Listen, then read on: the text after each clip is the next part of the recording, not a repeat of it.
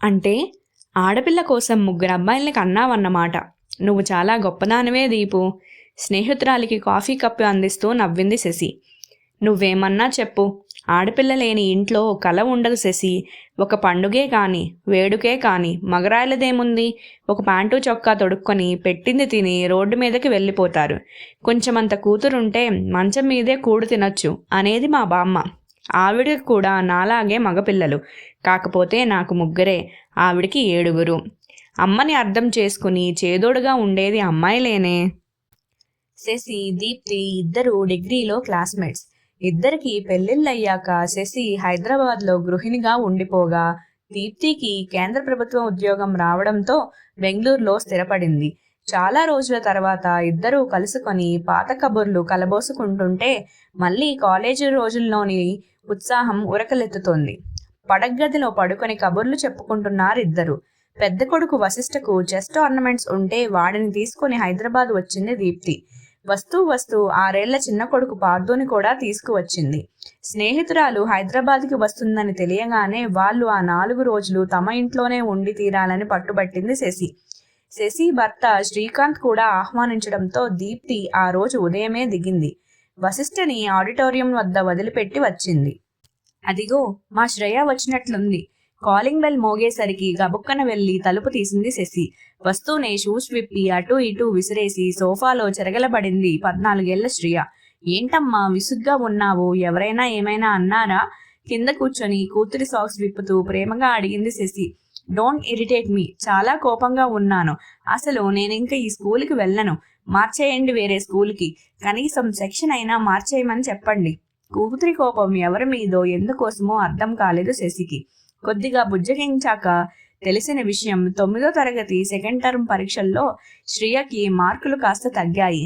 ఇన్నాళ్ల వరకు మొదటి ముగ్గురులో ఉండే తాను ఇలా వెనకబడిపోవడాన్ని తట్టుకోలేకపోతుందని. ఏం పర్లేదు, ఎక్కడో పొరపాటు జరిగి ఉంటుంది. ఒకళ్ళ మార్కులు మరొకరికి వేసి ఉంటారు. లేకపోతే నా చిట్టి తల్లికి తక్కువ మార్కులు రావడం ఏంటి? నేను కనుక్కుంటాగా, బాధపడకు. కాదు మామ్, నీకు చెప్పాగా, ఆ పీయూష్ గాడు శ్రేష్ఠారెడ్డి మా క్లాస్లో జాయిన్ అయిన దగ్గర నుంచి టీచర్స్ అందరూ వాళ్ళనే ఫేవర్ చేస్తున్నారు. అన్ని సబ్జెక్ట్స్లో వాళ్ళదే హవా. నిజం చెప్తున్నా మామ్, వాళ్ళిద్దరూ మఫ్ క్యాండిడేట్స్. నాకు తెలుసు. బోరన ఏడుస్తుంది శ్రేయ. సరే అడుగుదాంలే, లేచి ఫ్రెష్ అవ్వు. బెంగళూరు నుంచి దీపు ఆంటీ వచ్చింది. నీకోసం కుకీస్, చాక్లెట్ కేక్ చేసి తెచ్చింది. ఎలాగో శ్రేయాని బతిమిలాడి మామూలు మనిషిని చేసింది శశి. ఎంతలో ఎంత మారిపోతారు కదే ఆడపిల్లలు. నిన్న మొన్నటిదాకా బొద్దుగా ముద్దుగా రబ్బరు బొమ్మలా ఉండేది. ఇప్పుడు పొడుగయ్యింది. శ్రేయాను దగ్గరకు తీసుకుంటూ అంది దీప్తి. ఏది? తిండి తింటే కదా. ఒక్కో ముద్ద లెక్క చూసుకొని తింటుంది. బరువెక్కడ పెరుగుతానో అన్న ఆలోచనే ఎప్పుడు. అవునా శ్రేయ, ఎందుకలా? ఆకలెలా తీరుతుంది నీకు? సరైన ఆహారం లేకపోతే బ్రెయిన్ ఎలా పనిచేస్తుంది చెప్పు. చూడు, అప్పట్లో నీ జుట్టు ఎంత ఒత్తుగా ఉండేదో, ఇప్పుడేమో ఇలా. శ్రియాకి పోనీటైల్ వేస్తూ అడిగింది దీప్తి. పొడుగు జుట్టు జీన్స్ మీద బాగుండదు, అందుకే జుట్టు కట్ చేయించుకున్నాను. ఏవి కుకీస్? తెచ్చిచ్చింది శశి. పార్థు అక్కడే ఉన్నా శ్రియ పలకరించడానికి ప్రయత్నించలేదు వాడిని. డబ్బాలో ఉన్న కుకీస్ తీసుకొని సోఫాలో కూర్చుని టీవీ చూస్తూ తింటూ ఉండగానే స్నేహితురాలి నుంచి ఫోన్ రావడంతో బాల్కనీలోకి వెళ్ళిపోయింది శ్రియ. మళ్ళీ వచ్చి తల్లికి బాయ్ చెప్పి బయటకు వెళ్ళింది. సోఫాలో మూత లేకుండా పడి ఉన్న కుకీస్ డబ్బా, కిందంతా రాలిన బిస్కెట్ల పొడి, విసిరేసిన స్కూల్ బ్యాగ్, సాక్స్ వగైరా చూసిన శశి, ఏంటో ఈ పిల్ల ఎప్పటికి నేర్చుకుంటుందో ఏమోనే. దీపు ఇంటిని రణరంగం చేసేస్తుంది. కూతుర్ని విసుక్కుంటూ సర్దుతూ ఉంటే తను నవ్వుతూ స్నేహితురాలికి సాయం చేసింది దీప్తి. శ్రియని బడిబస్సు ఎక్కించే వరకు శశి అష్టావధానం చేస్తుంది. శ్రేయని హడావిడిగా నిద్ర లేపకూడదు. అనునయంగా లేపి దగ్గరుండి బ్రష్ చేయించాలి. బతిమలాడి పాలు తాగించాక వేడినీళ్లు తొలిపి స్నానాల గది సిద్ధం చేస్తే వెళ్ళి స్నానం చేసి వస్తుంది. ఈ లోపుగా తండ్రి స్కూల్ యూనిఫామ్ ఐరన్ చేయడం, షూస్ పాలిష్ చేయడం, టైం టేబుల్ ప్రకారం బ్యాగ్లో పుస్తకాలు సర్దడం పూర్తి చేస్తాడు. తండ్రి దగ్గర కూతురికి మరీ గారాబం.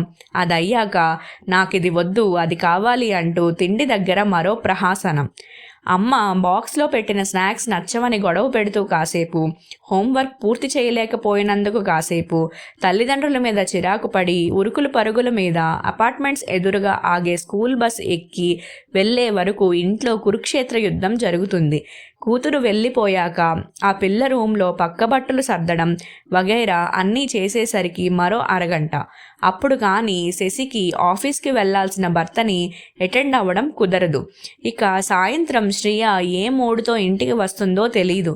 ఆ పిల్లని ముద్దు చేసి బయట నుంచి ఆర్డర్ చేసో వెరైటీగా ఏదైనా మసాలాతో చేసినదో పెడుతుంది కూతురికి. ఎక్కువసేపు మొబైల్ ఫోన్తోనే గడిపే శ్రియాని వద్దు అనగలిగే ధైర్యం శశిలో కనిపించలేదు దీప్తికి. ఆ రోజు రెండో శనివారం.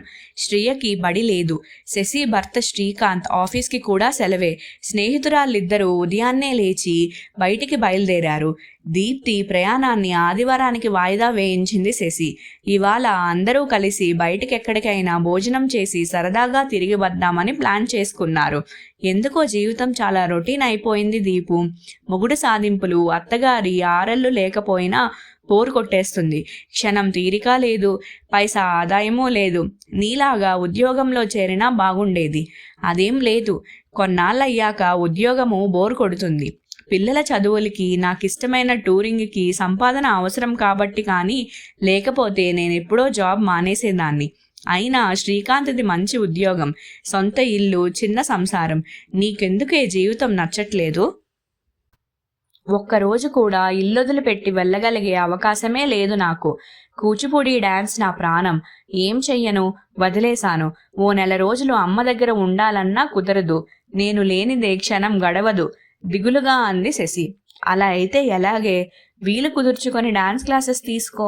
కాలక్షేపంతో పాటు నీకు వచ్చిన విద్యను మర్చిపోకుండా నలుగురికి నేర్పచ్చు. అది కుదిరే పని కాదులే. ఈ జీవితం ఇంతే నీరసంగా అంది శశి. ఎందుకే బాబు అలా మగపిల్లల చేత బట్టలు ఉతికిస్తున్నావు? పాపం పొద్దున్న వాళ్ళ చేత ఆ గది ఊడ్పించి తుడిపించావు. నాకు ప్రాణం ఉసూరు మంది. పనమ్మాయి ఉంది కదా మాకు, ఫ్రెండ్తో అంది శశి. ఏం వాళ్ళ బట్టలేగా వాళ్ళు ఉతుక్కునేది, అది వాషింగ్ మిషన్లో. ఇంట్లోనూ ఎవరి బట్టలు వాళ్ళే ఉతుక్కుంటారు. ఇస్త్రీ చేసుకోవడం, షూ పాలిష్ వగైరాలు ఎవరివి వాళ్ళే. తిన్న కంచాలు కూడా వాళ్ళే శుభ్రం చేసుకుంటారు. అన్యాయమే దీపు. పాపం చిన్నపిల్లలు. 1వ క్లాస్ చదివే పార్దు చేత కూడా నువ్విలా ఆడపనులు చేయిస్తుంటే నాకెంతో జాలేస్తుంది. పార్దుని ఎత్తుకొని ముద్దు పెట్టుకుంటూ అంది శశి. ఇంకా నయం, నేనేదో సవతి తల్లిని అనుకుంటారు చూసిన వాళ్ళు. పని పనే, ఆడేమిటి మగేమిటి, సింపుల్గా అనేసింది దీప్తి. నోనో, అలా ఆడకూడదు. అసలు క్యారమ్స్లో హ్యాండ్స్ ఉండవు తెలుసా? నీ ఫ్రెండ్ బేస్ లైన్ దాటకుండా స్ట్రైకర్ని ఫ్లిక్ చేయాలి, కానీ అలా పక్కలకి నెట్టకూడదు. శ్రియాని వారిస్తూ అన్నాడు వశిష్ఠ. అదేం లేదు, ఎలా అయినా కొట్టచ్చు, నాకు వచ్చు ఆట అంటూ తెల్ల కాయిన్ని పాకెట్లోకి నెట్టేసింది శ్రేయ. ఇదేం ఆట? ఇలా ఆడితే అసలు పెనాల్టీ కట్టాలి. వశిష్ఠ మాటలకి చాలా కోపం వచ్చింది శ్రియకి. నేనేమి మొదటిసారి ఆడట్లేదు. నేను, అమ్మ, నాన్న ప్రతి ఆదివారం ఆడుకుంటాం. ఈ పుచ్చి రూల్స్ చెప్పొద్దు. కోపంతో ఎర్రబడిన ముఖంతో స్ట్రైకర్ని బోర్డు మీదకి విసిరింది శ్రేయ. విస్తుపోయి చూడసాగాడు వశిష్ఠ. పోనీలేంట్రా, ఇవేమన్నా పోటీలా? ఎవరు గెలిస్తే ఏముంది? గొడవ పడకుండా ఆడుకోండి. శ్రియ నీకన్నా చిన్నది కదరా వశిష్ఠ, వదిలే నవ్వుతూ అంది శశి. తన వెంక చూసిన కొడుకుని కళ్ళతోనే ఊరుకో అన్నట్లుగా సైగ చేసింది దీప్తి. చెస్ టోర్నమెంట్స్లో క్వార్టర్ ఫైనల్స్ దాకా వచ్చి వెనకబడ్డాడు వశిష్ఠ. ఏదో గోల్మాల్ జరిగిందే దీపు.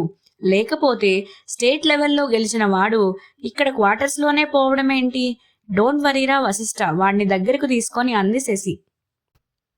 ఏం కాదు, గెలుపోటములు ఆటల్లో మామూలే. శిఖరాన్ని ఎక్కాలంటే చాలా ఎగుడు దిగుళ్ళని తట్టుకోవాలి. ట్రిక్స్ నేర్చుకుంటూ తెలివిగా ఆడాలి. నువ్వేం సముదాయించకు శశి, ఓడిపోవడం కూడా నేర్చుకోవడంలో భాగమే. ఏరా, నీ అపోనెంట్ స్ట్రాటజీ ఏంటి? అడిగింది దీప్తి. వాడు ఒరిస్సా నుంచి వచ్చిన ట్రైబల్ స్కూల్ కుర్రాడమ్మా. పేరు రిక్కీ బొనయ్య. ఆట మొదలు పెట్టడమే నా మిడిల్ ఆర్డర్ మీద అటాక్ చేశాడు. కళ్ళన్నీ నా బిషప్ మీద, నైట్స్ మీదనే. ఇకనేం నువ్వు మొత్తం డిఫెన్స్ ఆడి ఉంటావు. తప్పించుకోవడం కోసం తప్పు స్టెప్స్ వేసి ఉంటావు. నేను మన దగ్గర ఎలా ఆడానో అలాగే ఆడానమ్మా, బిక్క మొహం చేసి అన్నాడు వశిష్ఠ. అక్కడి ప్లేయర్స్లో నువ్వు బెస్ట్ కావచ్చు, కానీ మనను మించిన వాళ్ళు ఉండరనుకోకూడదు కదరా. ఈసారి మరింత స్మార్ట్గా ఆడి గెలుద్దువులే, బాధపడకు. అన్నట్లు ఆ అబ్బాయి, వాడి పేరేదో చెప్పావు, వాడికి కంగ్రాట్స్ చెప్పావా లేదా? దీప్తి ప్రశ్నకి చెప్పానన్నట్లు తల ఊపాడు వశిష్ఠ. ఆ మాటలు వింటున్న శశికి ఆశ్చర్యం అనిపించింది. దీప్తి కొడుకు గెలుపు కోరుకునే తల్లిలా కనిపించలేదు ఆమెకి. ఈ 2-3 రోజుల్లో పిల్లలు ముగ్గురు బాగా కలిసిపోయారు. శ్రియా మొండితనం దీప్తి పిల్లలకి అలవాటైనట్లే. వాళ్ళిద్దరి మంచితనం శ్రియాకి నచ్చడంతో ముగ్గురు బాగా ఆడుకోసాగారు. అల్లారు ముద్దుగా అడిగిందల్లా ఇచ్చి బాగా పెంచడం కోసం ఒక్క సంతానాన్నే కన్న శ్రీకాంత్కి మొదటిసారి శ్రియాకి తోడు లేకుండా చేశానే అనే బాధ కలిగింది. బెంగళూరుకి దీప్తి వాళ్ళు ఆ రాత్రే తిరుగు ప్రయాణం. శ్రియాని షాపింగ్కి తీసుకువెళ్ళి మంచి dress, Parker pen, Rubik's cube కొనిచ్చింది దీప్తి. ఒక్క రోజులోనే రాదు కానీ ఈ క్యూబ్ ఆడితే జ్ఞాపక శక్తి పెరుగుతుంది, బుర్ర యాక్టివ్గా ఉండి ప్రాబ్లం సాల్వింగ్ నేర్పు వస్తుంది. నాకు చిన్నప్పుడు ముక్కు మీదే కోపం ఉండేది, ఓర్పు అసలు ఉండేది కాదు. మా నాన్నగారు దీన్ని కొనిచ్చిన తర్వాత తెలియకుండానే బాగా ఇంప్రూవ్ అయ్యాను శ్రేయ, ట్రై ఇట్. దీప్తి ఇచ్చిన కానుకలు శ్రేయాకి బాగా నచ్చేశాయి. Sure aunty, I love these అంది. శ్రీకాంత్ గారు, ప్లీజ్ శ్రేయాని ఈ దసరా సెలవులకి మా ఇంటికి పంపండి. మైసూర్లో దసరా ఉత్సవాలకి తీసుకువెళ్తాం, బ్రహ్మాండంగా చేస్తారు. ఏం మేం రావద్దా? వద్దు శ్రీకాంత్ గారు, ఈసారి మా బంగారు శ్రేయాని 10 రోజులు అచ్చంగా మా కూతురిలా చూసుకోవాలనేదే నా స్వార్థం. ఏం వస్తావు కదూ అడిగింది దీప్తి. ఆనందంగా తలూపింది శ్రేయ. ఏమే రాక్షసి, ఏం మంత్రం వేశావే? నా కూతురు ఇంతలా మారిపోయింది. శ్రియాని బ్యాడ్మింటన్ కోచింగ్కి పంపి వాట్సాప్లో వీడియో కాల్ చేసింది శశి స్నేహితురాలికి. నేనేం చేశానబ్బా? ఆశ్చర్యపోతుంది దీప్తి. ఇంకేం చెయ్యాలి, అంతా నువ్వే చేశావు, మాయ చేసేశావు. దాని మంకుపట్టు, మొండితనం, కోపం, చిరాకు అన్నీ పోయాయి. తన పనులు చేసుకోవడమే కాదు, నాకు కూడా సాయం చేస్తుంది. మీ మైసూరు ట్రిప్ గురించి చెప్పి మురిసిపోతుంది. వాళ్ళ నాన్న అయితే ఇదసలు మనమ్మాయేనా అని అంటున్నారు. నీ ముఖం, నేనేం చెయ్యలేదు. తెలివిగల పిల్ల కదా, తానే తనెలా ఉండాలో తెలుసుకుంది. మా వాళ్ళు చేసే పనుల్లో తాను కల్పించుకుంది. సొంతంగా పనులు చేసుకోవడంలో ఉన్న తృప్తిని ఆస్వాదించింది. అంటే శ్రియా చేత పనులు చేయించడానికి తీసుకువెళ్ళావా నువ్వు? అపేక్షించింది శశి. కాదే శశి, తన కాళ్ళ మీద తను నిలబడడం ఎలాగో చూపించడానికి తీసుకువెళ్ళాను. శ్రియాకి ఆడి ఓడడం, ఓటమని ఒప్పుకొని తట్టుకోవడం తెలిసేలా చేశాను. మా ఆయన లెక్కల మాస్టారు కదా, సమస్యని సాల్వ్ చేయడానికి లాజిక్ ఉపయోగించడం ఎలాగో నేర్పి రైట్ ఆన్సర్ వచ్చేదాకా తగ్గేదేలే అనుకునేలా చేశారు. ముఖ్యంగా దానికి ఓడిపోవడం నేర్పించాము అంతే. నోరు తెరుచుకొని వింటున్న శశి దగ్గరికి శ్రీకాంత్ కూడా వచ్చాడు. తను థ్యాంక్స్ చెప్పాడు దీప్తికి. శ్రీకాంత్ గారు, ఏమనుకోనంటే ఓ మాట, పిల్లల విషయంలో మనం కరెక్ట్ అనుకుని చేసే కొన్ని పనులు వాళ్ళకి మేలు కన్నా కీడే ఎక్కువ చేస్తాయి. అవేంటో చెప్పనా? అర్థం కాలేదు శశి శ్రీకాంత్లకి. శ్రియాని అందరి ముందు గొప్పగా నిలబెట్టాలనే ప్రయత్నం మీది. ఒక్కగానొక్క కూతురిని మహారాణిలా చూసుకోవాలనుకోవడం తప్పు కాకపోయినా ఆమెని భవిష్యత్తు కోసం సిద్ధం చేయాల్సిన బాధ్యత కూడా మీదే. మీరే చెప్పారు కదా తరచూ స్కూలుకు వెళ్ళి ప్రిన్సిపల్కి, టీచర్స్కి కానుకలిస్తూ ఉంటానని. ఆ గుడ్విల్తో వచ్చిన కృత్రిమ గెలుపుకి అలవాటు పడిన శ్రేయ చిన్న ఓటమిని కూడా తట్టుకోలేకపోతుంది. ఇప్పుడే ఇలా అయితే ఎదిగే క్రమంలో అనుభవాలకు, పరాభవాలకు ఎలా తట్టుకుంటుంది? పెళ్ళై మరో ఇంటికి వెళ్ళాక ఇదే ఇంపార్టెన్స్ కోరుకొని అది దొరకక అశాంతికి గురైతే వద్దు, ఓటమిని అలవాటు చేయండి. అప్పుడే గెలుపు కోసం చేసే ప్రయత్నం, గెలుపు రుచి కూడా ఆత్మవిశ్వాసాన్ని పెంపొందిస్తాయి. ఈ 10 రోజులు సెలవు పెట్టి నేను చేసింది అదే. మొదటి రోజు మేం పొద్దున్నే లేచి పనులన్నీ పూర్తి చేసుకున్న తర్వాత బద్ధకంగా నిద్రలేచిన శ్రేయ మొహమాటపడి మర్నాటి నుంచి త్వరగా లేవడం మొదలుపెట్టింది. విడిచిన బట్టలు చిందరవందరగా ఉన్న తన గది తనకే నచ్చలేదు. మా వాళ్లతో పాటు తను తన బట్టలు ఉతుక్కోవడం, ఇల్లు సర్దడం, నాకు వంటలో సాయం చేయడం చేసింది. వశిష్ఠతో కలిసి జాగింగ్, పార్థుతో ఆటలు, రెండోవాడు మనదీప్తో వేదిక్ స్నాక్స్ తనకి బాగా నచ్చాయి. ఎవరి పనులు వాళ్ళే చేసుకోవడంతో మిగిలిన టైంలో అందరం మాటపాటలతో గడిపేశాం.